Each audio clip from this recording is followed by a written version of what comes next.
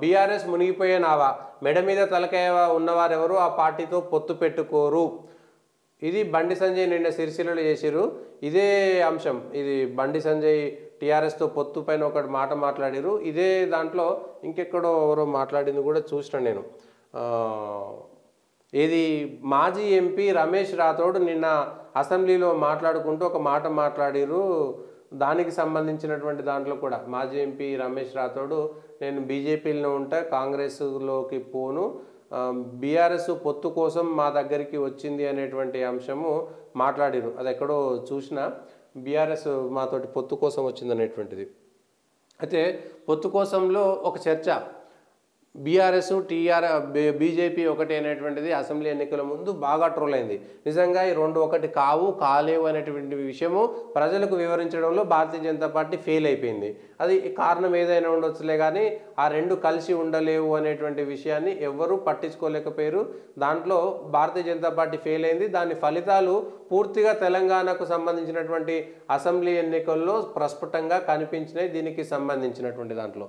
కానీ ఇప్పుడు కూడా బీఆర్ఎస్ పార్టీ మళ్ళీ లోక్సభలో పొత్తుకుపోతుంది అనేటువంటి ఒక చర్చ గ్రామ స్థాయిలోకి వెళ్ళిపోతున్నది.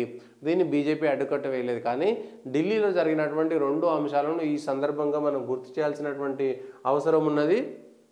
దీంట్లో చంద్రబాబు నాయుడు ఢిల్లీకి వెళ్ళారు. అమిత్ షాని కలిసిన తర్వాత 1-2 రోజుల పాటు అసలు విపరీతమైనటువంటి ప్రచారం వచ్చేసింది.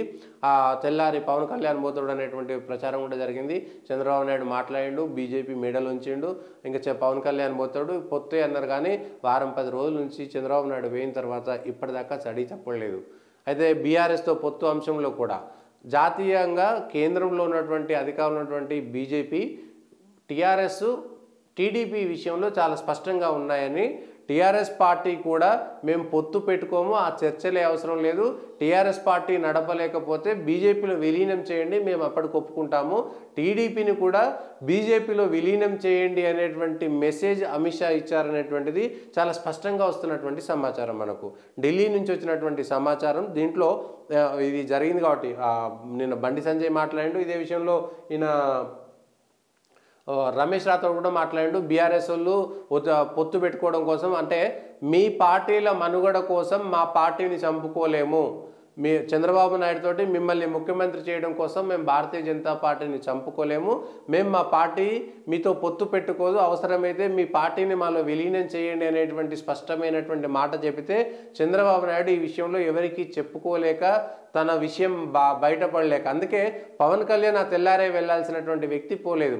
ఆంధ్రాలో చంద్రబాబు గెలిచినా, వైఎస్ఆర్సీపీ గెలిచినా ఎంపీలంతా తప్పనిసరి పరిస్థితుల్లో కేంద్రంలో ఉన్నటువంటి పార్టీకి మద్దతు ఇవ్వాల్సి వస్తుంది. రేపు మోడీ వస్తాడనేటువంటిది స్పష్టంగా ఉన్నటువంటి అంశము.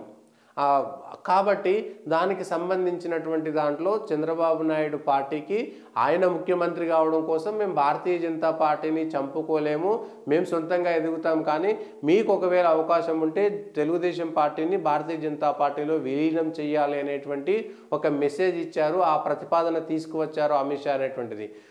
తెలుగుదేశంతో పాటు తెలంగాణలో ఉన్నటువంటి భారతీయ రాష్ట్ర సమితి పార్టీకి సంబంధించినటువంటి పొత్తుల అంశంలో కూడా మేము పొత్తుల గురించి ఎక్కడ మాట్లాడము, భారతీయ రాష్ట్ర సమితిలో కేసీఆర్ను ముఖ్యమంత్రి చేయడం కోసమో, ఆ పార్టీని బ్రతికించడం కోసమో మేము పొత్తు పెట్టుకోవాల్సినటువంటి అవసరం లేదు, నిజంగా పార్టీని నడపలేనటువంటి స్థితిలో ఉంటే విలీనం చేసుకోవడానికైతే మాకు అభ్యంతరం లేదు, కానీ పొత్తు పెట్టుకోవడానికి ససేమిరా అన్నట్టు. పొత్తులపైన మళ్ళా ఎంపీ ఎలక్షన్ల దాకా కూడా మళ్ళీ ఇదే చర్చ జరుగుతుంది. బీజేపీ వాళ్ళకు చేత కాదు ఆ విషయంలో, మేము టీఆర్ఎస్ ఒకటి కాదని చెప్పుకోలేనటువంటి దుస్థితిలో ఆ పార్టీ ఉంది కాబట్టి ఆ విషయాన్ని చెప్పుకోలేరు. అయితే ఈ కాంగ్రెస్ పార్టీ చాలా వ్యూహంగా కాంగ్రెస్ పార్టీని ఒప్పుకోవాలి. ఆ విషయంలో తెలంగాణలో కాంగ్రెస్ పార్టీ అధికారంలోకి రావడానికి మొట్టమొదటి కారణము భారతీయ జనతా పార్టీ బీఆర్ఎస్ ఒకటే అనేటువంటి విషయాన్ని ప్రజల్లోకి ప్రస్ఫుటంగా కాంగ్రెస్ పార్టీ తీసుకుపోగలిగింది. బీజేపీ కూడా అక్కడ ఉన్నటువంటి క్యాడర్ను డెవలప్ చేసుకోవడంలో కానీ, కవిత అరెస్ట్ విషయంలో కానీ బీజేపీ చేసినటువంటి సెల్ఫ్ గోల్స్ తోటి ఏమి చెప్పలేనటువంటి పరిస్థితిలోకి వెళ్ళిపోయింది. ఇప్పుడు కూడా మళ్ళీ అదే పరిస్థితి వస్తుంది.